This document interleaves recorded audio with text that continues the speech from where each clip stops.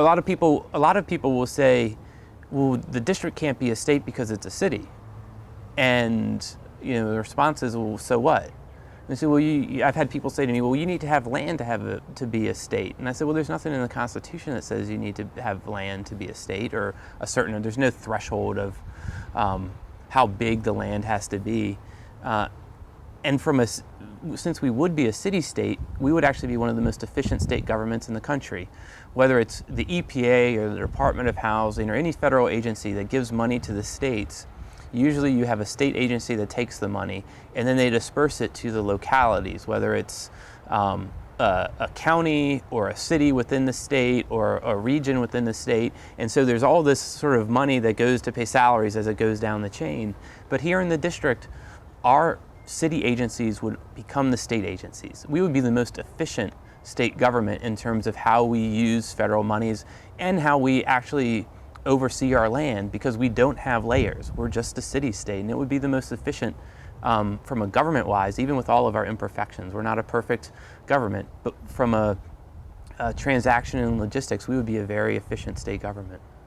And it's my understanding we've had a balanced budget for 15 or 16 years. Yeah, we've had. Make the whole statement. Yeah, we had some rough times in the 90s with our local government, but since the late 1990s, I think it was 1998, we've balanced budgets and had surplus. Well, we've had balanced budgets every year since then, and we've had surpluses over the last 5 or 6. So our financial house is in order. Like we operate just like a state.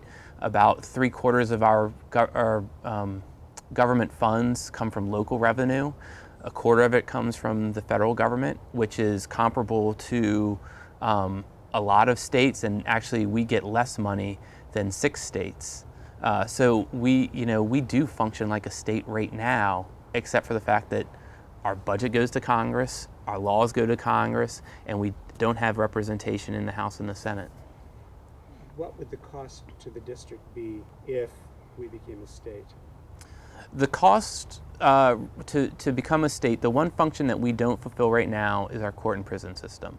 So presently it's a federal appropriation that covers, our prisoners go to federal prisons around the country. So that's another social justice issue where we have, if someone's convicted of a crime in the district, they could get sent to prison in Washington state. So just really displacing them from their family, which punishes their family. Now, of course, somebody who commits a crime should be punished and go to jail, but their families are sort of doubly punished by this because they're sent far away.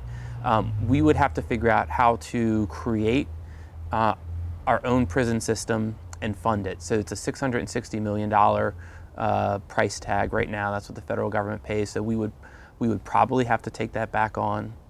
There's different mechanisms. We've had surpluses the last few years, so that's great. There's also an argument that potentially the federal government would still owe us money because so much of our land we're prevented, like 40% of our land we can't tax because either the federal government owns it, international governments owns it, or Congress has given nonprofit entities tax-exempt status in the district. So 40% of our land is not taxable because we're the federal capital, and we don't get any payment from the federal government because of that. So we're already we're balancing budgets and having surpluses, even though we've already been crippled by the federal government. So I think if we change some mechanisms around, we'd be able to fund our court and prison system fairly easily. It's my understanding, I don't know if this is still true, but that judges are appointed by the federal government, not by... Judges, so the judges in the District of Columbia for our local courts and for our federal courts, well, for our local courts, they go through a judicial nomination commission, and there's multiple commissioners on that. The president appoints the majority, and then the district appoints the minority.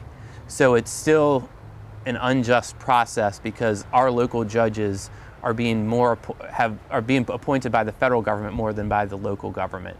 And then those judges are all confirmed by the Senate, where we don't have senators. So whenever I serve jury duty, whether it's in federal court or in local court, they usually give you 10 questions about whether you can serve on the panel, and the number 10 is usually the any other reason why you shouldn't serve, and I always put a check, so the judge has to ask me, why don't you think you can serve?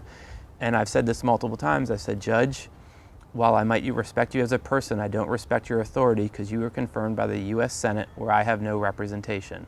and I don't think I should have to serve on a jury. And every single time I've said that, the judges have been extremely sympathetic.